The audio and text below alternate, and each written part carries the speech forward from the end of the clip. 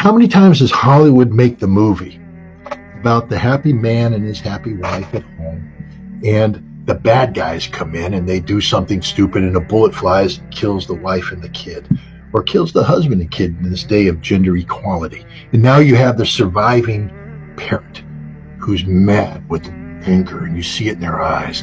And then they go out and they train, and we're all entertained. We're going, all right, baby. She's with knives. She's shooting great. She's popping up. And then she just exacts revenge against everybody. And we're like, it's so justified. It's so justified. It's so beautiful. The equalizer. Yeah, the equalizer. God, something like yes, that. the equalizer, you know, the oh, man. And we're just like, oh, boy, we buy it. Ladies and gentlemen, that's Hollywood. Every day in Gaza, a family is going, hundreds of families are going through that trauma. Hundreds of families. And if you think that it's okay for an American to get enraged because some gang member killed his family and now he's going to exact revenge against everybody and it's beautiful, why ain't it beautiful for the Palestinians to do it? They've been subjugated for 75 years by the Israelis, an occupier, an evil occupier, now that we recognize what they are.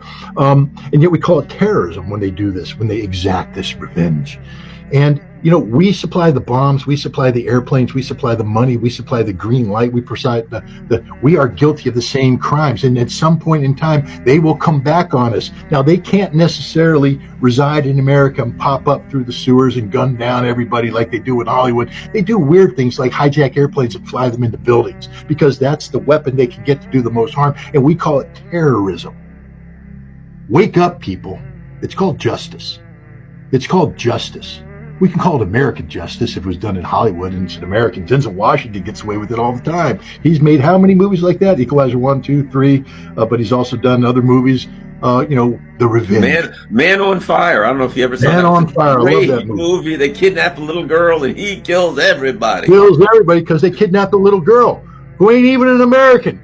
You know, so ladies and gentlemen, you know, please, if I could communicate this, go on a Netflix binge, watch all the revenge movies that have ever been made, and then leave that and say, all that anger that was in that movie towards the bad people exists in the Middle East today towards us, that we have become the target, and they are right in targeting us.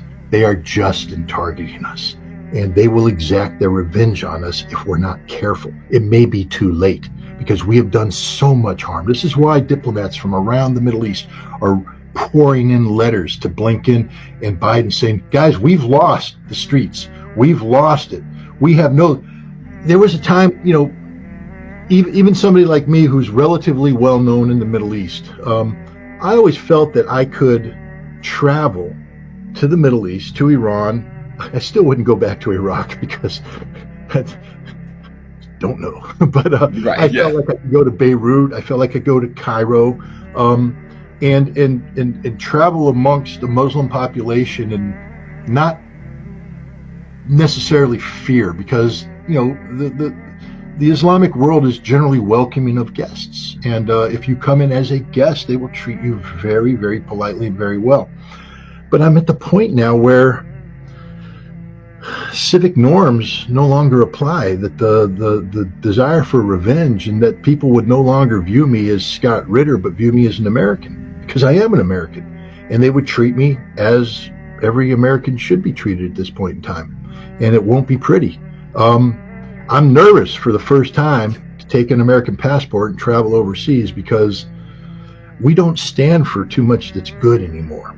We stand for a whole bunch that's bad. In the past, that we could have a debate and discussion that there is some sort of yin-yang, black-white, good-evil battle being waged in Washington, D.C. And yes, we do bad, but we're trying to do good. And trust us, we hope the good one's out. That's done. We don't even try to do good anymore. There's nothing we do in the world today that's good. Everything we do is evil. Everything we do is evil. You can't point to one thing where we are truly selfless. There is an agenda behind everything, and that agenda is about getting the world to submit to American hegemony, economic, military, political hegemony. Democracy has been perverted. The very notion of democracy has been perverted.